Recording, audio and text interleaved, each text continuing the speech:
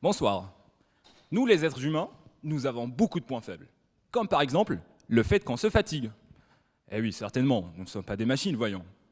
Vous savez, on utilise souvent cet argument quand on nous demande de faire un travail assez chargé. N'est-ce pas les doctorants? Donc, la plupart d'entre nous pensent qu'une machine ne se fatigue pas. Ce qui est faux.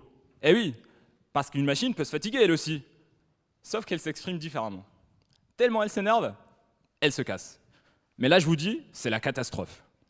Les machines dont je vous parle, ça peut être un avion qui se crache à cause de son fuselage fatigué, un train qui déraille à cause d'une roue fissurée, et plusieurs autres exemples d'accidents qui sont causés par ce phénomène que j'appelle la fatigue des machines.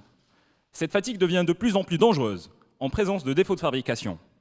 Dans ma thèse, j'étudie les conséquences de ce phénomène de fatigue sur la propagation des défauts de fabrication, comme les fissures par exemple. Il faut savoir que les défauts de fabrication sont la cause principale, après l'erreur humaine, des accidents les plus graves qui ont marqué l'histoire. Prenons l'exemple des fissures. Si je vous disais qu'il est possible de prévoir leur propagation avant qu'un accident ne se produise dans le futur.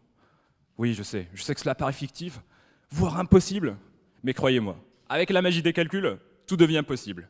Dans ma thèse, je développe des calculs qui permettent non seulement de prévoir la propagation d'une fissure dans une machine, mais aussi de corriger les calculs précédemment développés.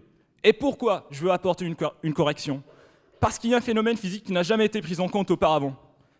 C'est l'échauffement de la pointe de la fissure. Alors là, pas de panique, je vous explique. Pendant la propagation d'une fissure, sa pointe chauffe. C'est pour cela que je propose d'abord de quantifier cet échauffement-là avant, pour pouvoir étudier ses effets sur la propagation. C'est-à-dire, est-ce que cet échauffement-là accélère la propagation ou plutôt il la diminue? Avant de finir, vous êtes-vous déjà demandé pourquoi les avions ont des hublots de forme ronde? Ah, les premiers avions civils avaient des hublots de forme carrée. Et il a fallu 2 crashs aériens pour comprendre que cette forme carrée fatigue le fuselage de l'avion plus que le fait la forme ronde. Intéressant, non? Mais alors, comment cela s'explique-t-il? Les chercheurs ont découvert qu'autour des hublots carrés, des fissures s'amorçaient inévitablement dans les 4 coins du carré. Et avec le phénomène de fatigue de l'avion, ces fissures se propagent dans tout le fuselage, ce qui mène finalement à la catastrophe. Et même actuellement en industrie mécanique, nous supposons toujours, après la phase de fabrication, qu'aucune machine n'est à l'abri de défauts, en général. Avec les résultats de ma thèse, je pourrais prévoir à quel moment les fissures qui existent d'une façon inévitable dans une machine deviennent dangereuses avant qu'un drame ne se produise.